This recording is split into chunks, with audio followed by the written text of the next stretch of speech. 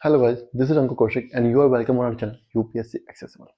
आज का हमारा टॉपिक है passage of solar radiation through the atmosphere. Last class में हमने पढ़ा था अबाउट वेरिएबिलिटी ऑफ इंसोलेशन। क्या था उसमें? हमने पढ़ा था कि इंसोलेशन आती है सन से, एनर्जी आती है, लाइट आती है अर्थ पे, ठीक है, सभी जगह जाती है, पूरे मतलब चारों तरफ फैलती है। But we are studying about earth and we live on the earth, तो हमारे लिए इंपॉर्टेंट क्या है? अर्थ, ठीक है, because we reside on the earth. तो हमें अर्थ के कंटेक्स्ट में जरा पढ़ना है। तो अर्थ की पे जब रेडिएशन आएगी उसको हम इनकमिंग सोलर रेडिएशन को इंसोलेशन बोलते हैं। यही मैंने आपको बता दिया था।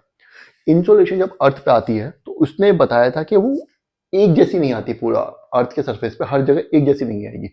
इनफैक्ट पूरे दिन में कम ज्यादा होती रहती है, पूरे हर सीजन में कम ज्यादा होती रहती है, इवन साल में भी हर पूरे साल एक जैसी नहीं रहती। अलग अलग टाइम पे अलग अलग उसकी इंसोलेशन की जो क्वांटिटी है, अमाउंट है, या उसका जो नेचर है वो कम ज्यादा होता रहता है। ठीक है, ये हमने पढ़ लिया। क्या क्या फैक्टर्स थे उस वेरिएबिलिटी ऑफ इंसुलेशन को डिफाइन करने वाले, डिटरमाइन करने वाले, वो भी हमने पढ़ लिए थे, उनके बारे में हमने बात कर ली थी। ठीक है, ये हो गया कि इंसुलेशन अर्थ पे आती है, कितनी इंसुलेशन आएगी उसको डिटरमाइन करने वाले फैक्टर्स हमने पढ़ लिए, लास्ट क्लास में हो गया। ठीक है, अब ये क्या कह रहा था? मैंने आपको लास्ट क्लास में बताया था कि इंसुलेशन अर्थ पे आई है, उससे पहले उसे एटमोस्फेयर से गुजरना पड़ता है। गुजरना पड़ेगा कि नहीं पड़ेगा, है ना? एटमोस्फेयर की बहुत सारी लेयर्स हैं, उन सभी लेयर्स से लड़ना पड़ेगा, तब जाके अर्थ पे पहुंचेगी। तो वो जो पैसेज है, उस पैसेज के अर्थ से, के सन से जब इंसोलेशन चली और अर्थ तक पहुंची, तो उसको पहले एटमोस्फेयर से पास करना पड़ा। एटमोस्फेयर की बहुत सारी लेयर्स हैं, उन सबको उसको पास करना पड़ेगा। उस पैसेज के बारे में हमें आज क्लास पढ़नी है, हमें आज पढ़ना है कि वो कैसे पास करती है, कैसे पास करती है। अब लार्जली क्या है, ये क्या बोल रहा है? The incoming solar radiation passes through the atmosphere before striking the earth surface. ठीक है, कि इनकमिंग सोलर रेडिएशन जो है, जिसको हम इंसोलेशन बोलते हैं, वो पास करती है एटमोस्फेयर से before striking the earth surface. Earth के सरफेस को स्ट्राइक करने से पहले यहाँ पे उसको इस रीजन से पास करना पड़ता है। ये मैं बता रहा है। The atmosphere is largely transparent to short wave radio solar radiation. अब यहाँ पे एक टर्म आ गई है, शॉर्ट वेव सोलर रेडिएशन। क्या होती है? शॉर्ट वेव्स क्या होती हैं और लॉन्ग वेव्स क्या होती हैं? देखो मैं आपको बता दूं, शॉर्ट वेव्स और लॉन्ग वेव दो तरह की वेव्स होती हैं। इनकी शॉर्ट वेवलेंथ होती है, इनकी ज्यादा वेवलेंथ होती है। वेवलेंथ होती है क्या होती है? साइंस वाले बच्चे पता होगा, कमेंट करके बताना वेवलेंथ क्या होती है। ठीक है, जो शॉर्ट वेवलेंथ होती है इनकी एनर्जी हाई होती है, और जो लॉन्ग वेव्स होती हैं या लॉन्ग वेवलेंथ वाली वेव्स होती हैं, उनकी एनर्जी लेवल कम होता है, उनका एनर्जी लेवल कम होता है इनके कंपैरिजन में। तो ऑब्वियस सी बात है, अगर सन से कोई रे आई है तो उसमें एनर्जी ज्यादा होगी, हीट ज्यादा होगी, होगी कि नहीं होगी? तो ये वो शॉर्ट वेव्स होती है। ठीक है, ये आपको समझ आ गया। अब वो एनर्जी अर्थ के सरफेस से टकराई, वेव अर्थ के सरफेस से टकराई, जब वो टकराएगी तो एनर्जी अर्थ एब्जॉर्ब कर लेगी, कुछ एनर्जी कर लेगी कि नहीं कर लेगी? कुछ एनर्जी रिलीज कर लेगी। तो अब ये वापस जाएगी, लेकिन ये जब वापस जाएगी तो ये लॉन्ग वेव बन चुकी होगी, लॉन्ग वेव बन चुकी होगी। क्यों? अब इसको हम टेरेस्ट्रियल रेडिएशन बोलेंगे। ऊपर से जो आई थी उसको सोलर रेडिएशन बोल रहे थे, और ये शॉर्ट वेवलेंथ थी। जब यहां से टकरा के वापस जाएगी तो क्योंकि इसकी एनर्जी लेवल कम हो चुका है, तो ये लॉन्ग वेव हो चुकी है वेव। ये जो रे है लॉन्ग वेव हो चुकी है, और अब इसको हम टेरेस्ट्रियल रेडिएशन बोलते हैं। आगे धीरे धीरे बता दूंगा, कोई दिक्कत नहीं। बाकी आप लिखना चाहें तो लिख सकते हैं टेरेस्ट्रियल रेडिएशन। ठीक है, और ये सोलर रेडिएशन, ये तो आपको पता ही है। तो ये मैंने बता दिया कि यहाँ पे टर्म आई short wave solar radiation. Short wave solar radiation मतलब, शॉर्ट वेव सोलर रेडिएशन मतलब उनकी वेवलेंथ कम होती है। क्यों कम होती है? एनर्जी हाई होती है। तो क्या बोल रहा है? Atmosphere is largely transparent to solar short wave radiation, कि जितनी भी शॉर्ट वेव रेडिएशन है वो एटमॉस्फेयर उनको रोकता नहीं है, एटमॉस्फेयर को वो ऐसे ही पास कर जाती है। समझ रहे हो? मानो इतना बड़ा गेट है और मैं इसमें से निकलना चाहता हूं तो मैं आराम से निकल जाऊंगा। अगर कोई इंसान आया जो मुझसे ज्यादा लंबा होगा या मोटा होगा, है ना, इस तरीके का, तो वो यहाँ रुक जाएगा। लेकिन मैं नहीं रुकूंगा, क्योंकि मैं शॉर्ट वेव रेडिएशन हूँ, ये मेरे लिए परफेक्ट है एकदम, ये जगह मैं इसमें से एटमोस्फेयर में से पास आउट कर सकता हूँ, मुझे रोकेंगे नहीं। समझ गए? मेरे अच्छे संबंध इनसे मैत्रिक संबंध है, तो निकल जाऊंगा। समझ गए? लेकिन लेकिन होता क्या है, यहां पे एक चीज आती है कि अलग अलग लेयर्स में अलग अलग वेव्स को रोक लिया जाता है अलग तरीके की। जैसे कि स्ट्रेटोस्फेयर में ओजोन होती है, वो क्या करती है, ओजोन अल्ट्रा वायलेट रेज को रोक लेती है, होती है ना। जो आइनोस्फेयर है वहां से, जो वहां पे भी जो क्या होता है कि जो कुछ इलेक्ट्रिकली चार्ज जो पार्टिकल्स आते हैं सन से, उनको रोक लेते हैं, ठीक है, उसके बारे में भी हम नहीं पढ़ रहे।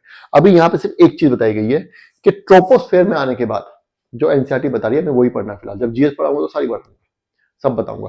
ट्रोपोस्फेयर में आने के बाद वाटर वेपर, ओजोन और other gases absorb much of the near infrared radiation. वो इंफ्रारेड रेडिएशन जो नीचे आती है, इंफ्रारेड रेडिएशन क्या होती है, वो गर्म करती है बहुत ज्यादा, ठीक है। इंफ्रारेड रेडिएशन के बारे में आप मुझे कमेंट करके बताएंगे।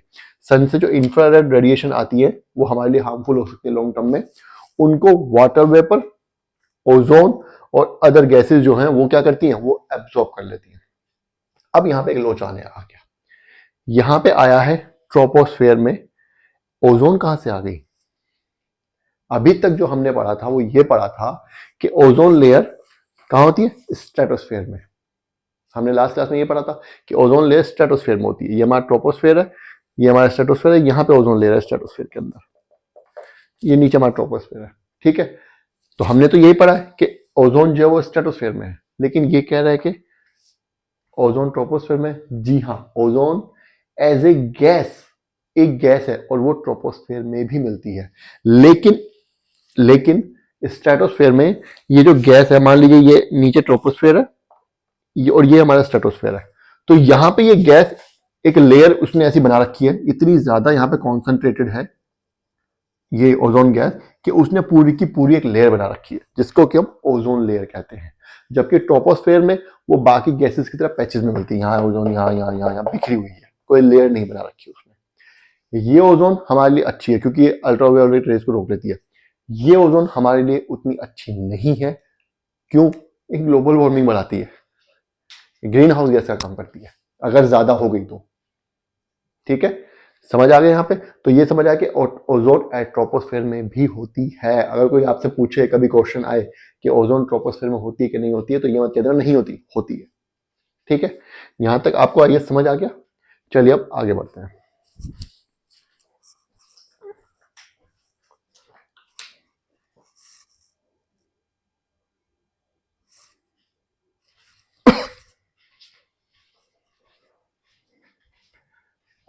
चलिए, ट्रोपोस्फेयर में क्या होता है, जो सोलर रेडिएशन आती है उसके बारे में हमने पढ़ लिया, लेकिन एक दो चीजें और है।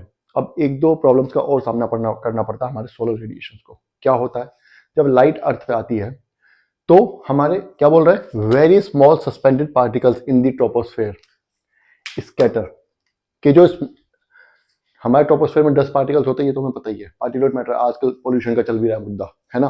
तो वो जो पार्टिकल्स होते हैं वो विजिबल स्पेक्ट्रम जो है लाइट का, उसको स्कैटर कर देते हैं। अब यहाँ पे दो इंपॉर्टेंट टर्म्स आई हैं, विजिबल स्पेक्ट्रम और स्कैटरिंग, ठीक है। Both to the space and towards the earth surface this process adds colour to the sky. गाना सुना है ना, आसमां है नीला क्यों, पानी गीला गीला क्यों, क्यों है आसमान नीला, बताओ।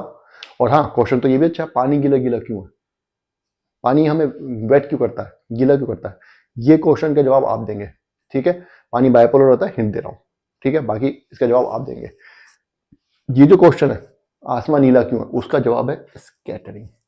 स्कैटरिंग क्या होती है, देखो, जब लाइट आती है, लाइट चली, लाइट जो है, व्हाइट लाइट जो हम देखते हैं, उजाला रोशनी जो जो लाइट जल रही है, ये 7 रंगों से मिलकर बनी है। ये कौन कौन से हैं, विबजियोर, VIBGYOR,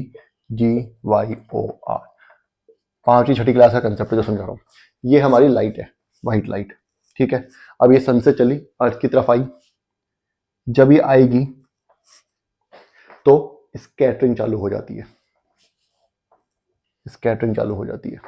और इन लाइट्स की कैरेक्टरिस्टिक कुछ ऐसी है कि ये स्टार्टिंग वाली लाइट है, विबज्योर, वॉयलेट, इंडिगो, ब्लू, ये सबसे पहले स्कैटर होती है। जरा सी स्कैटरिंग हुई, ये स्कैटर का मतलब बिखर जाना, ये सातों की सातों बिखर जाती है, ठीक है। जरा सी स्कैटरिंग होती है, ये बिखरना स्टार्ट हो जाती है, ये नहीं बिखरती, ये बहुत ज्यादा स्कैटरिंग होने के बाद बिखरती है, बहुत लंबे टाइम तक, ठीक है। तो क्योंकि एटमॉस्फेयर है, मान लीजिए ये यहाँ पे एटमॉस्फेयर है, ये हमारे अर्थ का सरफेस है, यहाँ पे स्कैटरिंग हुई तो थोड़ा सा ही डिस्टेंस है स्कैटरिंग का, तो सिर्फ यही लाइट स्कैटर होती है।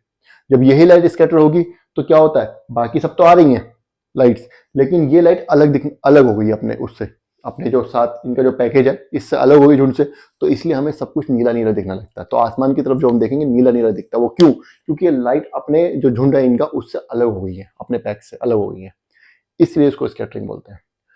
ठीक है, यहां तक आपको समझ आ गया।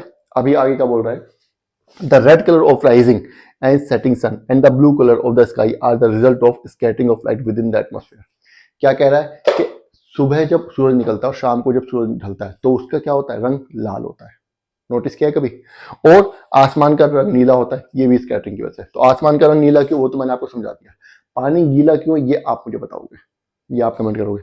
तो मुझे आपको क्या बताना है कि सन जो है, राइजिंग और सेटिंग सन जो है वो रेड क्यों होता है।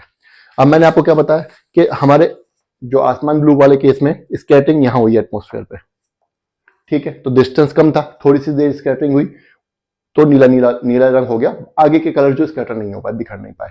लेकिन सुबह सुबह क्या होता है, सुबह सुबह क्या होता है मैं आपको बताता हूं। ये हमारी अर्थ है, ये ऐसे रोटेट कर रही है, ये सन है, ये मान लीजिए ये वाला हिस्सा है, ये वाला हिस्सा है, इस पे अभी दिन था, अब रात होगी, तो इस वाले हिस्से पे, ये राउंड है, राउंड एज्यूम कीजिए, इस वाले हिस्से पे सनरेज क्या होंगी, इधर से पीछे से आएंगी ना। जब ये ऐसे घूमेगा तो सनरेज तो पीछे से आएंगी, जब इस तरीके से आएंगी तो सनरेज को थोड़ा सा डिस्टेंस ज्यादा ट्रेवल करना पड़ता है। इवन ऑन द इक्वेटर पे भी जो पाथ है वो लंबा हो जाता है। समझ रहे हैं?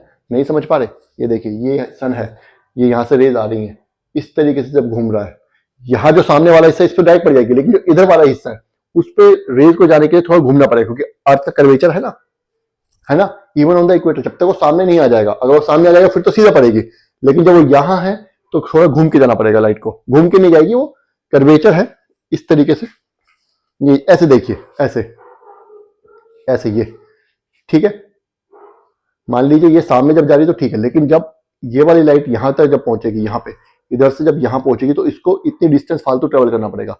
तो उस ट्रेवलिंग के चक्कर में जो हमारी VIB जो है और येलो और ग्रीन, वो तो पहले ही स्कैटर हो जाती है, इतनी लंबी स्कैटरिंग होती है। बचता क्या है लास्ट में, ऑरेंज और येलो, ऑरेंज और रेड, सबसे ज्यादा रेड बचती है ना। तो इसलिए क्या होता है, हमें सूरज जो है वो रेड रेड दिखाई देता है, क्योंकि स्कैटरिंग इतनी ज्यादा होती है, बाकी सारी लाइटें ऑलरेडी बिखर चुकी हैं, सिर्फ यही पहुंच पा रही है उन तक, रेड रेड कलर की लाइट। ठीक है, समझ गए? स्काई वाले केस में क्या हो रहा था कि ये नहीं पहुंच पा रही थी, ये स्कैटर नहीं हुई, ये तो अपने पैक में ही चल रही है। जो ब्लू कलर की लाइट्स है, VIB, वॉयलेट, इंडिगो, ब्लू, वो पहले स्कैटर होगी, इसलिए वो हमें दिख रही थी, तो आसमान हमें नीला दिख रहा था। इस केस में क्या है कि वो तो एटमोस्फेयर में आने से पहले स्कैटर हो गई, रेड कलर की ही बचा है, लास्ट में ये तीनों ही बची है, मोस्टली रेड बचा है, तो ये हमें दिख रही है। समझ आ गया?